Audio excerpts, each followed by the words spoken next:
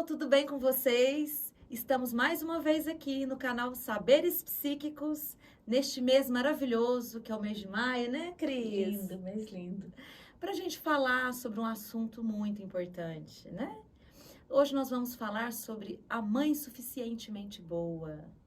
E a nossa parceira de canal, a Hélida, também é mãe, né? E hoje está cuidando da sua mãe, por isso que ela não está aqui conosco. Mas é um tema que a gente vai discutir aí em várias semanas, né? A maternidade, hoje nós vamos falar desse tema, no próximo vídeo nós vamos falar sobre culpa, e outros vídeos nós vamos falar sobre adoção, sempre voltado à maternidade e à maternagem. Ou seja, esse mês vai ser dedicado às mulheres, às mães, ok? Vamos falar sobre vários assuntos. Mas antes da gente começar, a gente precisa chamar a atenção, né, dos nossos queridos colaboradores, né, que são os nossos colaboradores. Por favor, né, curtam os nossos vídeos, se inscrevam no nosso canal, compartilhem os nossos vídeos, fechou? Nos sigam aí nas nossas redes sociais, tá bom? Vamos lá dar essa força para nós. Tanto no YouTube quanto no Instagram, né? Isso mesmo. Então, vamos lá falar sobre a mãe suficientemente boa. Nossa, Lívia, que assunto, hein? Que assunto que nós vamos abordar hoje. Mas vamos lá, então. A mãe suficientemente boa é uma expressão, né, que foi criada pelo Winnicott. O Winnicott era um psicanalista. Na verdade, ele era um pediatra. Ele atuou diversos anos como pediatra, né, e percebendo essas relações entre mãe e filho. E isso instigou ele a buscar a psicanálise para poder entender melhor essas relações. E foi aí que ele criou esse termo, né, da mãe suficientemente boa, já adiantando que mãe suficientemente boa não é a mãe perfeita, tá, gente? Não é a mãe perfeita. E isso a gente precisa bater palmas mesmo para o Winnicott, porque na época dele, ele nunca romantizou a maternidade. Ele sempre viu a maternidade como algo real, né, com todas as suas facilidades e dificuldades. Então, ele não romantizava, o que ajudou ele a entender e trazer esse conhecimento para nós, né?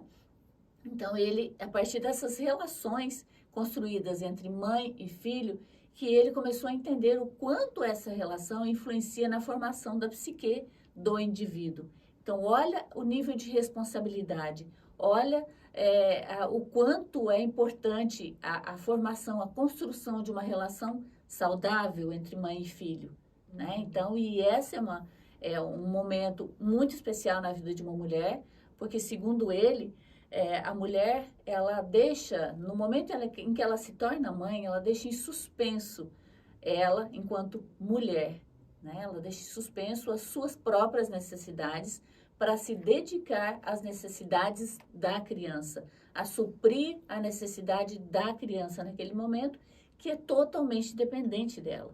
Pelo menos nos primeiros 3 meses, essa dependência, ela é muito grande.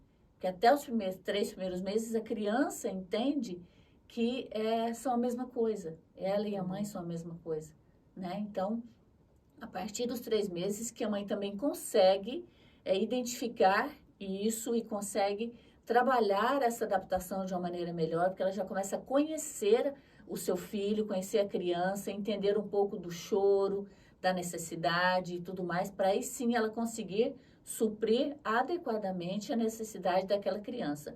É isso que é ser a mãe suficientemente boa, é conseguir suprir as necessidades básicas da sua criança. Então, não é fazer tudo, não é extinguir a criança de vivenciar frustrações, porque isso faz parte também. Segundo o Winnicott, ele defendia muito essa ideia, que é importante, inclusive, que a mãe consiga frustrar o seu filho, para que ele entenda que há limites, para que ele entenda que se a mãe deixá-lo chorar um tempinho maior, ela não vai abandoná-lo, ela vai vir, mas vai demorar um pouquinho. E ele precisa entender e respeitar esse tempo. Então, essa relação, ela é construída. E é difícil construir, né, Lívia? Nossa! A gente aprende fazendo. Sim, porque é um momento de adaptação de ambos. Sim. E aí entra na construção dessa relação que é difícil, é dolorosa, ela é cansativa, né? Isso é real, é cansativo mesmo, né?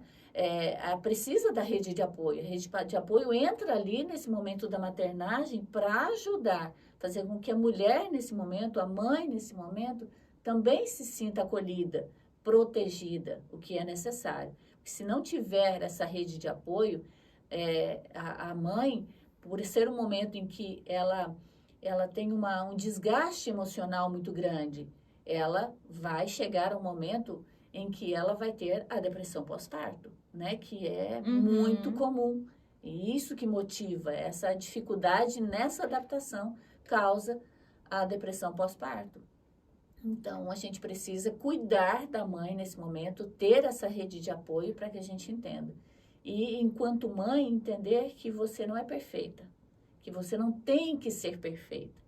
Que a gente constrói, né, esse arquétipo, né, Lívia? Sim. De mãe perfeita. A mãe precisa ser perfeita, a mãe precisa suprir todas as necessidades da criança. Não é assim, a gente não consegue fazer isso.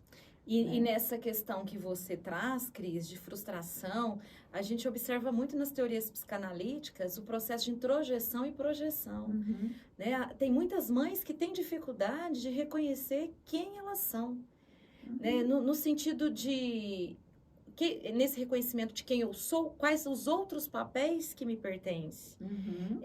Foca tanto nesse papel da maternidade e os outros papéis ficam aquém. Ah, mas como? Sendo que no início da vida há essa necessidade fisiológica, né?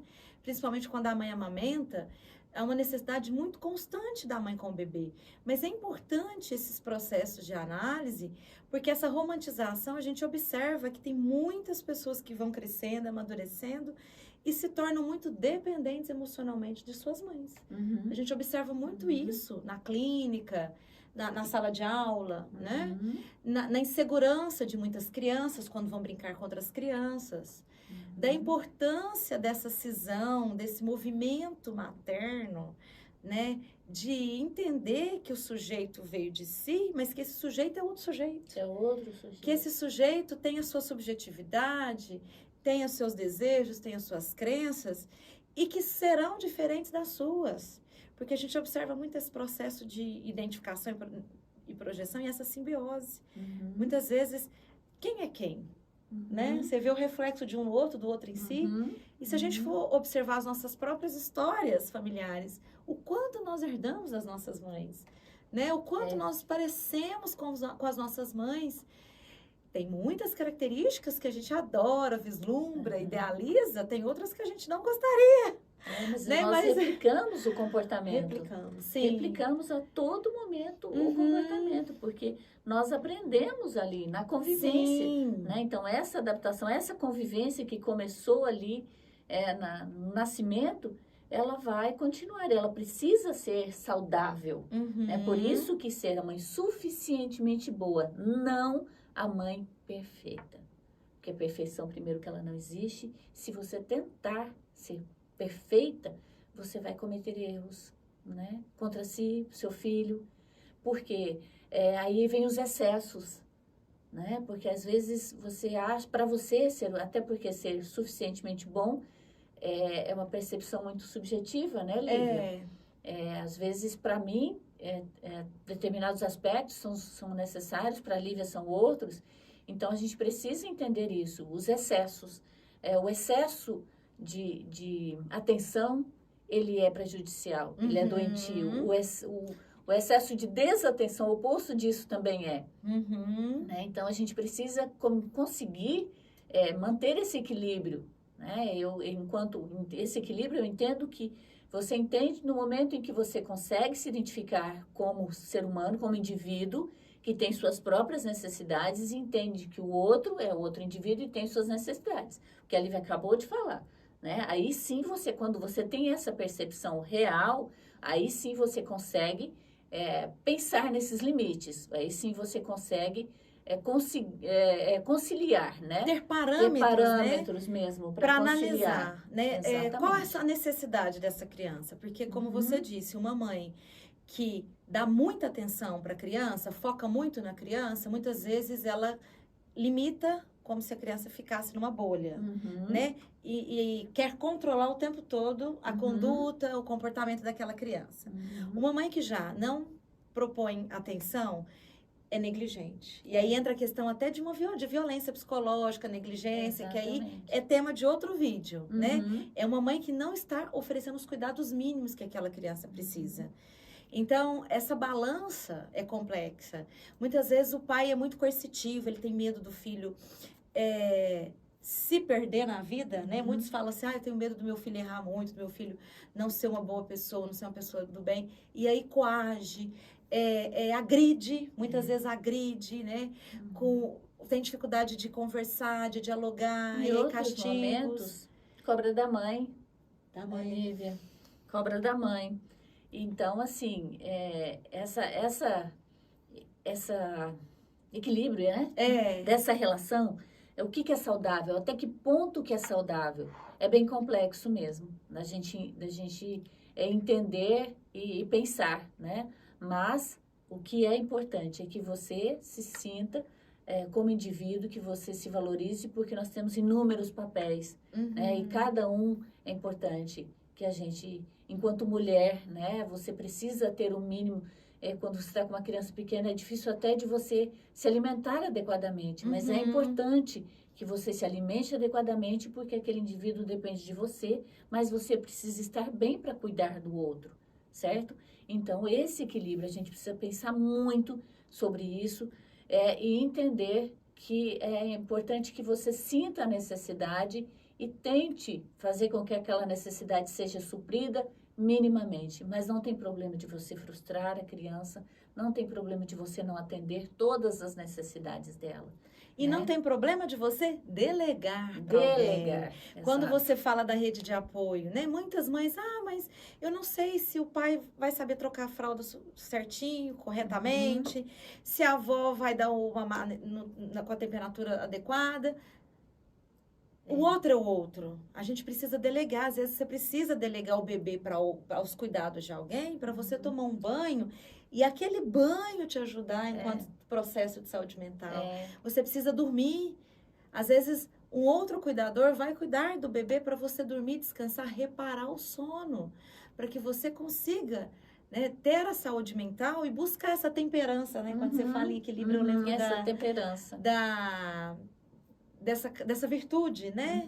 Que é a temperança, né? Nem muita terra, nem muito céu, nem muita permissividade, nem muita coação, nem muita agressividade. Não, muita agressividade, desculpa. Nem muita permissão, nem muito controle, né? Nem muita permissão, nem muito controle. Esse meio termo. Olivia, quando você fala de delegar, eu lembro da maternagem, né? Porque a maternagem, ela não é única e exclusivamente da mãe. Não é única e exclusivamente da mãe. É de quem está pronto para assumir aquele papel, que pode ser o pai, que pode ser a avó, que pode ser uma mãe de coração, né? Quando você está no processo de adoção, você adotou um filho, então você que faz a maternagem, né? Então, a maternagem pode sim ser assumida por outras pessoas em determinados momentos. Então, aí sim vai ajudar com certeza nesse processo da mãe de conseguir esse equilíbrio e promover a sua própria saúde mental. Porque a gente precisa entender os nossos limites. E entendendo os nossos limites, a gente precisa procurar ajuda, né? Da rede de apoio e às vezes até mesmo de um psicólogo para te ajudar nesse processo de adaptação que realmente não é simples. Né? E que retrata, né, a nossa família brasileira, em que muitas crianças, adolescentes, jovens são educados pelos avós, às vezes só pelo pai. Então, podemos pensar numa paternagem suficientemente boa, né? Numa ampliação dessa maternagem para os avós, para os pais, para os tios, padrinhos, os cuidadores, né? E pensar o quanto nós podemos buscar essa temperança para que nós não nos adoecemos, né, Cris? Isso mesmo. Então, é isso que a gente tinha para falar para vocês. Muito obrigada por estarem aqui até agora. Espero que nós tenhamos contribuído, né, para o conhecimento de vocês, para essa vivência da maternidade com vocês, tá bom? Um abraço e até a próxima. Até a próxima.